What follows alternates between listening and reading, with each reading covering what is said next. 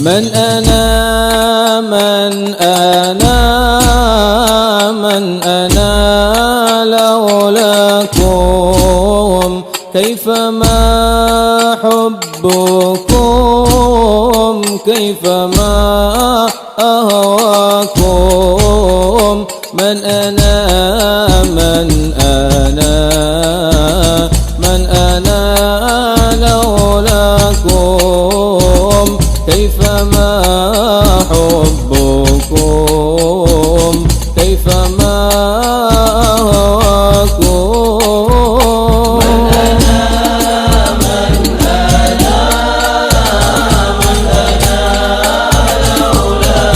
أنا لولاكم كيفما حبكم كيفما Astaghfiruh wa na'udzu billahi min syururi anfusina wa min sayyiati a'malina may yahdihillahu fala mudhillalah wa may yudlilhu fala hadiyalah. Rabbi shrah li sadri wa yassir li amri wahlul 'uqdatam min lisani yafqahu qawli. Materi berikutnya fikih, barusan kita telah mempelajari tasawuf, akhlak, kebetulan babnya bab muraqabah. Mudah-mudahan pada malam hari ini kita selalu dimuraqabah oleh Allah Subhanahu wa Ta'ala melalui malaikat yang raqib dan atid, dan juga ntar pulang juga kita harus merasa dimuraqabah atau diperhatikan oleh perwakilan-perwakilan Allah Subhanahu wa Ta'ala melalui para malaikatnya. Dan mudah-mudahan juga tidurnya kita nanti akan selalu mendapatkan pahala dari Allah Subhanahu wa Ta'ala. Amin. Amin ya rabbal alamin. Kita langsung buka kitab Safinatun Najah halaman mana? Sebulan sekali ya Bibi halaman 5.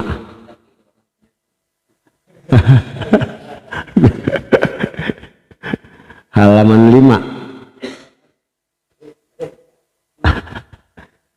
Bismillahirrahmanirrahim. Oh ya, kemarin barang siapa yang wudhunya batal haram 4 perbuatan. Nah berarti sekarang tayamum apa nih, wa yahrumu bil haidi ya bismillahirrahmanirrahim. Qala radhiyallahu anhu wa yahrumu bil haidi asyaratu asya'a. Haram perempuan yang haid itu 10 perbuatan yang dilakukan. As-salatu, yang pertama salat, wa tawafu, yang kedua tawaf, yang ketiga masul mushafi, menyentuh Al-Quran, wa hamluhu, dan membawanya, yang keempat wal lubthu fil masjidi, tinggal di masjid, yang kelima qiraatul Quran, membaca Quran, yang keenam was-shaumu, puasa, yang ketujuh wat talaqu, talak atau cerai, yang kedelapan wal mururu fil masjidi, lewat masjid, in khafat talwithahu, kalau takut ngotorin masjid, yang kesembilan wal istimta'u, bermesraan, bima baina surrati war rukbati, antara pusat dan lutut. 9. Tadi 10 dengan membawa Quran dan menyentuhnya. Nah hadirin para jamaah rahimakumullah, jamaah Majlis Ta'lim Al-Bisyarah. Jadi kemarin kita udah baca orang yang wudhu, orang yang gak punya wudhu haram melakukan 4 perbuatan: sholat, tawaf, menyentuh Quran, dan membawanya. Kalau orang junub, orang yang junub belum mandi atau punya hadas besar, nambah 2. 4 tambah 2 berarti jadi 6. As-sholatu, haram sholat, haram tawaf, haram menyentuh Quran, haram membawa Quran, haram tinggal di masjid, dan yang keenam haram baca Quran. Haram baca Quran kalau kita dalam posisi junub atau belum mandi hadas besar. Jadi orang yang kagak punya wudhu namanya punya hadas kecil, orang yang belum mandi hadas besar namanya punya hadas besar. Itu namanya al-hadatsul asgharu wal hadatsul akbar. Nah sekarang yang ketiga perempuan yang haid. Lah ini yang ngaji lelaki semua. yang di dapur pada denger apa kagak ono. Pulas sekali orang nasinya udah mateng sama lau-launya. Ya ini kita buat bini kita daya, buat bini kita atau buat anak-anak kita yang perempuan yang sudah memasuki masa haid, masa balik diketahui dengan haid. Orang yang haid itu haram sholat, udah jelas. Perinciannya begini, ketika dia dalam posisi suci, artinya belum keluar darah haidnya. Misalnya seorang wanita yang udah umur emang udah haid dah 25 tahun misalnya. Nah kemudian dia untuk sholat pas pengen udah punya wudu pengen sholat zuhur, pas pengen sholat zuhur haid, maka ya udah jangan dilanjutin sholatnya. Kenapa? Kalau dilanjutin jadi dosa karena udah keluar darah haidnya pada saat memang saat dia harus keluar sekalipun dia sudah wudu. Nah sekarang kasus itu ya permasalahan yang kita harus tahu lebih detail lagi. Udah wudu kemudian sholat zuhur dapat 2 rakaat haid, apa terusin apa batalin? Karena emang keseluruhan sholat itu menjadi satu bagian. Ketika dia di tengah-tengah sholat kalau yakin itu darah haid ya udah batalin. Tapi kalau dia kagak yakin terusin aja sholatnya dulu. Selesai salam dia longok. Apanya dilongok? Iya dia impleng. Wah bener. Ya udah, maka sholatnya itu sudah jelas-jelasan tidak menjadi haram. Kenapa? Karena dia tadi ragu ini darah haid apa bukan. Dia terusin aja. Nah sebaliknya ketika dia lihat bukan darah haid atau hanya perasaan aja nggak ada darahnya, maka sholatnya menjadi sah. Tapi kalau yang dia lihat tadi darahnya ternyata darah haid, didapat 2 rakaat atau 3 rakaat dia ragu, tapi dia pas dia lihat itu benar darah haid, maka sholatnya sudah batal. Artinya batal, maka nanti dia wajib mengulang atau dia qadha nanti pada saat dia suci. Kenapa? Karena keluarnya itu sudah masuk waktu sholat. Ini maksud saya begini, syukur-syukur emak-emak yang pada produktif dengar nih yang di dapur ini.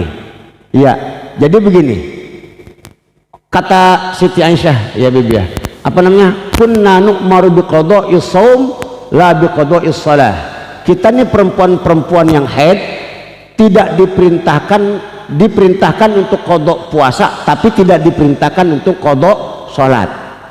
Perempuan yang haid hanya diperintahkan qada puasa saja, tapi kalau untuk sholat tidak diperintahkan qada sholat. Ya sudah, ketika masa-masa haid dia tidak boleh sholat, apakah dia nanti wajib qada? Ya enggak wajib qada. Cuman wajib qadanya itu ada perempuan yang wajib qada.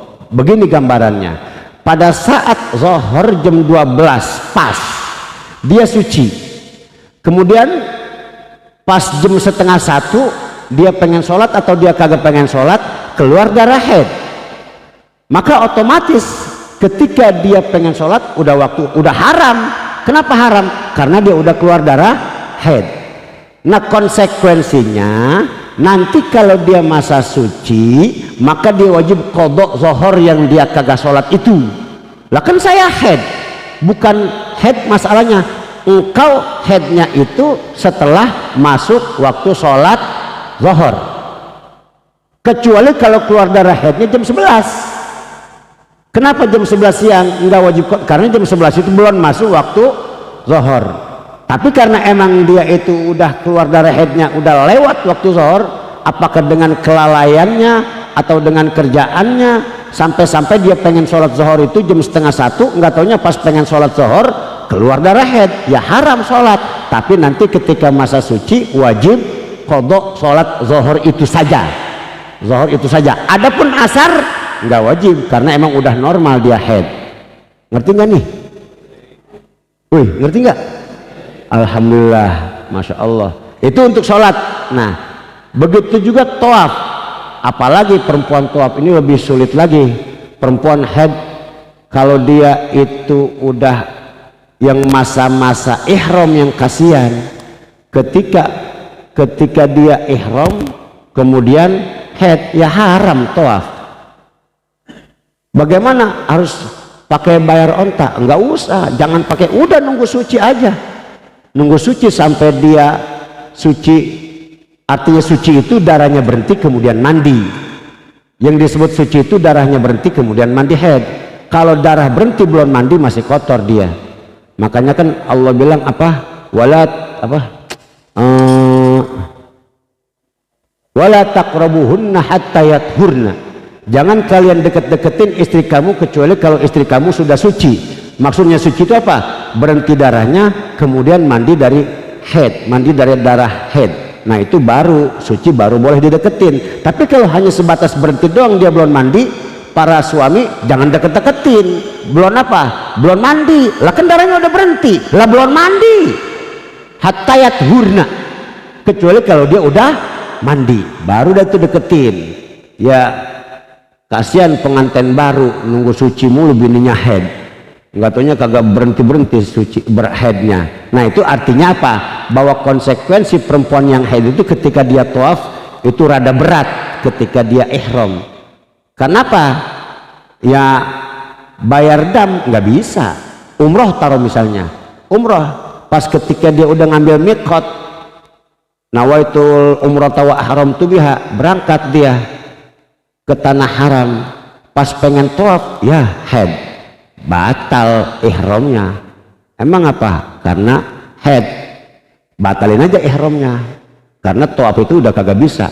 Sa'i yang nggak jadi sebagai bagian daripada perjalanan umroh, karena umroh itu ngambil miqat, tawaf sama sa'i.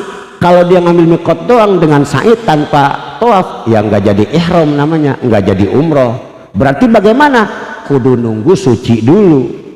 Sampai berapa hari? Lah tergantung dia. Kalau emang dia itu biasanya seminggu, nunggu 7 hari. Kalau emang biasanya sehari semalam, dia nunggu berhenti darah haidnya sehari semalam gitu. Kalau sampai sebulan, emang ada nggak orang darah haid berhentinya sebulan? Ngotor aja sebulan, kagak ada. Paling lama itu atau paling banyak keluar darah haid itu berapa? Khamsata asyara yaum, 15 hari. Jadi kalau lebih dari 15 hari lah udah sebulan belum berhenti darah, tawaf aja, karena itu bukan darah haid tapi darah penyakit. Nah ini untuk tawaf. Jadi kesimpulannya perempuan haid haram tawaf. Masul mushafi, megang Quran mutlak, Quran bukan tafsir, bukan terjemah, megang Quran. Dan megang Quran juga kemarin kita bilang, yang namanya megang Quran ya sudah, kulitnya, dalamnya, semua kertas yang tidak tertulis Qurannya pun tetap namanya Quran. Ini misalnya ini kitab nih, misalnya ini Quran nih, bukan Quran mutlak. Jangankan megang lafaznya, megang ini aja udah dianggap megang Quran. Ini perempuan haid, laki-laki yang punya hadas kecil dan hadas besar sama larangannya, jangan megang Quran. Megang ininya aja, jangankan megang tulisannya, megang ininya aja udah termasuk haram. Apa dia haid, apa dia nggak punya wudhu, atau dia belum mandi hadas besar. Bagaimana lagi kalau terjemahan juga boleh dipegang, tapi tulisannya jangan dipegang, karena sama aja menyentuh Quran juga. Terjemahannya nggak apa-apa dipegang, baca nggak apa-apa, terjemahannya baca nggak apa-apa, tafsirnya pegang nggak apa-apa, tapi jangan ayat Qurannya dipegang. Tetap sama juga, perempuan haid nggak boleh megang Quran, orang yang nggak punya wudhu nggak boleh megang Quran, orang yang punya hadas besar juga nggak boleh megang Quran. Quran bukan terjemah, seandainya pun itu terjemah boleh, tapi jangan tulisannya dipegang. Nah terus bagaimana kalau misalnya sangke, tahu nggak sangke? Bahasa Inggrisnya kempek, lah lebih parah lagi. Apa namanya? Tas. Ini kita punya tas dia. Dalamnya Quran doang. Emang tas itu khusus buat Quran? Sama. Megang tasnya juga sama dengan megang Quran, karena Quran itu khusus buat Quran. Kecuali tasnya itu umum, ada Quran, ada pensil, ada HP, ada apa lagi dah, ada komik, ada majalah bobo, campur dah tuh. Kita nggak punya wudhu, megang tasnya aja nggak apa-apa, karena tas ini tas umum. Tapi kalau tasnya khusus Quran, ya tas yang khusus Quran, di dalam ada Quran, kita pegang tasnya aja udah sama dengan menyentuh Al-Quran. Itu saking hormatnya kita terhadap Quran secara zahir. Kalau ada orang-orang mengatakan nggak apa-apa nggak punya wudhu megang Quran, nggak apa-apa haid juga megang Quran, itu kan tulisan manusia, itu kan hanya sebatas apa namanya kertas. Nah ini namanya orang itu tidak ada adab dengan Quran, tidak ada adab dengan Quran. Bukan hanya sebatas mengamalkan isi kandungannya, hormati juga zahir Qurannya. Dalam istilah kaidah usul fikih ma la yudraku kullu la yutraku kullu, ya, yang tidak bisa kita hormati dalam rangka mengamalkan, maka hormatilah sebisa kita dengan cara apa? Ya udah, dengan jangan disentuh ketika kita kagak punya wudhu, atau jangan sembarangan meletakkan. Nih buat keramat Al-Quran, bapak-bapak, Quran naruh tisu di atas Quran haram hukumnya. Apalagi naruh HP di atas Quran kagak sadar kita, jadi Quran itu ada di bawah, di atasnya HP, haram. Itu namanya menghormati Quran secara zahir. Berarti pokoknya jadikan Al-Quran di atas segalanya. Kalau kita pengen jadi tumpukan Al-Quran harus ada di atas. Itu menghormati Al-Quran. Kita suka sering lihat main taruh aja apa HP di atas Quran. Kacamata sekalipun, kacamata untuk kita baca Quran ditaruh di atas Quran juga lebih baik jangan taruh di sampingnya gitu. Nah kecuali kalam, tahu nggak kalam? Kalam buat tunjuk Quran, ya karena kalam itu juga bagian daripada Quran. Kita megang kalam aja nggak punya wudhu, dosa. Megang kalam bukan tusukan sate, bukan, kalam. Iya ini mah kalam, ini kalam yang emang khusus buat Quran. Terus kalamnya mencar, tahu nggak mencar? terpisah. Emang kalam ini khusus buat Quran, kudu punya wudhu juga. Ya ini khusus. Nah itu saking kita hormati dengan Quran. Ya kecuali kalau pensil dah. Kadang-kadang pensil itu kita buat nulis. Kapan-kapan kita buat nulis, kapan-kapan kita buat kalam. Nah ini nggak ada masalah, karena emang ada beberapa fungsi pensil itu. Tapi kalau khusus kalam aja, jangan sembarangan. Bukan berarti kalamnya, tapi menghormati Al-Qur'annya dengan apa? Jangan sampai kita menyentuh dalam keadaan kita kotor. Jelas sampai sini? Ya, wallahu a'lam bissawab. Ada yang mau ditanya silakan. Begitu. Naruh duit di Quran. Biar supaya tuyul jangan ngambil. Iya. Bener ya? Ada orang naruh duit Quran. Ya, ada bahasanya itu di kitab fikih. Bagaimana meletakkan duit di Al-Quran 100.000. Jadi halaman 1 100, halaman 2 200, sampai sejuta tuh di Quran. Apa hukumnya? Sama, haram. Ya, itu karena urusan duniawi jangan ditaruh di dalam Quran. Sama, sekalipun tujuannya biar supaya jangan sampai dicolong tuyul. Tuyul mah nggak ada Quran, dirogoh-rogoh terus sama tuyul mah dia nggak ada urusan sama dia. Iya, tetap sudah bini pas pengen baca Quran, ada duit ini, lumayan. Nyangkanya tuyul padahal bininya. Iya bener, haram. Di beberapa kitab fikih itu dan tasawuf juga meletakkan unsur-unsur di tengah Quran. Jangankan kalau di Quran, kalau di kitab-kitab bahkan makruh. Di kitab-kitab, ya Allah, yaitu udah saking mulianya hal-hal ukhrawiyah dalam bentuk tulisan. Ya begitu Ustaz ya. Pokoknya besok-besok teman-teman jangan naro-naro gitu. Kecuali itu tadi, kecuali ditaruh di kitab tafsir yang enggak sebatas hukum haram, artinya makruh saja. Ini mah ditaruh sini hilang, taruh sono hilang. ditaruh di kolong hilang, ya udah aman mah udah ditafsir, taruh aja di tafsir nggak apa-apa, itu nggak menjadi haram tapi makruh saja. Tapi kalau emang itu nanti ada ilatnya nggak ada masalah. Tapi paling aman diapain tuh duit? Disedekahin, paling aman. Nyimpennya biarin kita nyimpen sama Allah gitu. Lah duit semangga-mangganya.